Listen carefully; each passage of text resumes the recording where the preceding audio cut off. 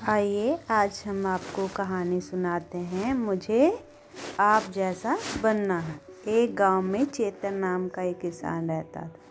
वह सुबह जल्दी उठकर खेत पर जाता और पूरे दिन मन लगाकर काम करता था और शाम को खाना खाकर मज़े से नींद सो जाता। लेकिन कुछ दिनों से चेतन के मन में एक बात बार बार आ रही थी। उस बात के बारे में वह अब बहुत सोचने लगा था। हुआ ये कि उसके गांव में एक सेठ कुछ दिनों पहले ही किसी काम से आए थे। चेतन से मिलने गया था। जब वह सेठ से मिला तो उसने देखा कि सेठ जी अपनी सफ़ेद रंग की नई चमचमाती कार में आए थे। जैसे ही वह कार से निकले तो उनके साथ दो आदमी भी निकले जो बहुत लंबे चौड़े थे और उनके हाथ में बंदूक थी। वह सेठ जी की सुरक्षा के लिए थे। जहाँ सेठ जी जाते वह दो आदमी भी उनके पीछे पीछे चल देते। चेतन सोच रहा था कि सेठ जी के क्या ठाठ हैं। काश मेरे पास भी ऐसी कार होती। और दो लोग उसके पीछे पीछे उसकी सुरक्षा के लिए चलते। चेतन की नज़र सेठ जी के महंगे कपड़ों पर भी पड़ी। बहुत सुंदर कपड़े पहने हुए थे। उनके सर पे एक बड़ी सी पगड़ी बंधी हुई थी और पैरों में सुंदर नोकदार जूते थे। चेतन भी ऐसे कपड़े और पहनावे के बारे में सोचने लगा। सेठ जी गांव के किसानों से मिलने आए थे।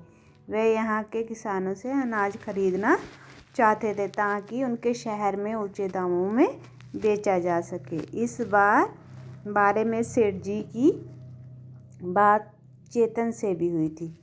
बातों ही बातों में चेतन को पता चला कि सेठ जी की एक बहुत बड़ी कोठी है जिसमें बहुत सारे कमरे हैं। उसे सेठ जी की व्यस्त दिनचर्या के बारे में पता चला। सेठ जी ने भी चेतन से उसके बारे में पूछा। चेतन मन ही मन सोचने लगा कि काश मेरा भी इतना बड़ा मकान होता और मैं उसमें मज़े से सोता, दिन भर कार से अच्छे अच्छे कपड़े पहन के इधर उधर घूमता।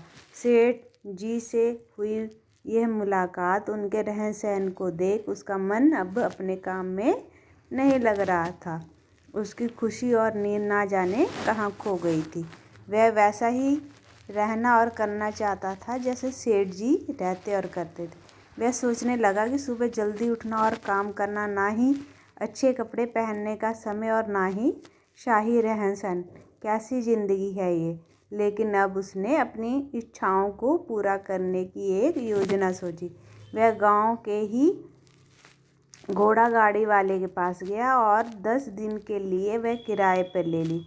घोड़ा गाड़ी को सफ़ेद रंग से रंगा और गांव में दो बेरोजगार लोगों को अपने साथ ले लिया और उन्हें एक एक कुल्हाड़ी दे दी ताकि जब वह घोड़ा गाड़ी पर बैठा हो उससे बाहर निकले तो वह दोनों हर समय उसके साथ रह सके और उसकी सुरक्षा कर सके। साथ ही उसने अपने छोटे घर में रहना बंद कर दिया और 10 दिन के लिए अपने गांव की बड़ी धर्मशाला को किराए पे ले लिया। इतना ही नहीं, उसने कपड़े जूते भी किराए पे ले लिए और फूलों की माला भी बनवा ली। अब वह सुबह उठकर किराए के कपड़े पहनकर फूलों की माला डालकर घोड़ा गाड़ी पर सवार होकर अपने बॉडी गार्ड्स के साथ खेत पर जाता। शाम को धर्मशाला में आता और रात को अकेले उसमें सोता। कुछ लोग उसकी हंसी भी बनाने लगे। संयोग से 3 दिन बाद सेठ जी फिर से गांव आए तो उन्होंने यह सब देखा। जब उन्होंने चेतन के बारे में सब कुछ पता चला कि वह ऐसा क्यों कर रहा तो सेठ जी बहुत हंसे और बोले, चेतन, तुम मेरी जैसी ज़िंदगी जीने की कोशिश कर रहे हो जबकि मैं खुद तुम्हारी जैसी ज़िंदगी जीने की कोशिश कर रहा हूँ। सोचो कितना आनंद है तुम्हारी ज़िंदगी में। तुम सुबह जल्दी उठ जाते हो, ताज़ी हवा लेते हो, मस्ती के साथ अपनी साइकिल से चारों ओर देखते हुए खेत जाते हो, खेत में बिना किसी टेंशन से काम करते हो, खुशी खुशी घर लौटते हो और खाना खा के सो जाते हो। दिन भर की थकान तुम्हें तुरंत नींद ला देती है।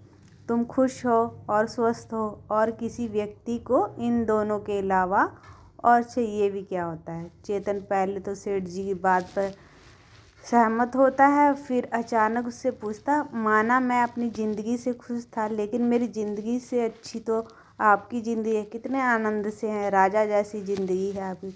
सेठ फिर बहुत तेज़ी से ऐसा बोला, तुम्हें मेरी ज़िंदगी अच्छी लगती है और मुझे तुम्हारी। क्या तुम्हें पता है इन भारी भरकम कपड़ों को पहन के रहना कितना मुश्किल होता है। दिन भर काम की टेंशन रहती है, कब और कौन लूट ले। इस वजह से 2 बॉडीगार्ड रखे हैं जो ना चाहते भी हर समय साथ रखने पड़ते हैं। शाम को टेंशन की वजह से सही से खाना नहीं खा पाता और नींद बहुत कम आती है। इस वजह से सुबह देर से उठता हूँ और ताज़ी हवा नहीं ले पाता। इतना कहने के बाद अब दोनों शांत होकर बैठे थे और मन ही मन सोच रहे थे, सच में हमारी ज़िंदगी बहुत अच्छी है। तो इस कहानी से हमें सीख क्या मिलती है कि हम लोग हमेशा किसी दूसरे की लाइफ देख के उसके जैसा बनना चाहते हैं, उसके जैसा करना चाहते हैं, लेकिन इन सभी इच्छाओं के बीच हम अपनी लाइफ की असली खुशी को भुला देते हैं। अगर आपको ये कहानी पसंद आई हो तो प्लीज़ इसको लाइक, शेयर और सब्सक्राइब ज़रूर करें। धन्यवाद।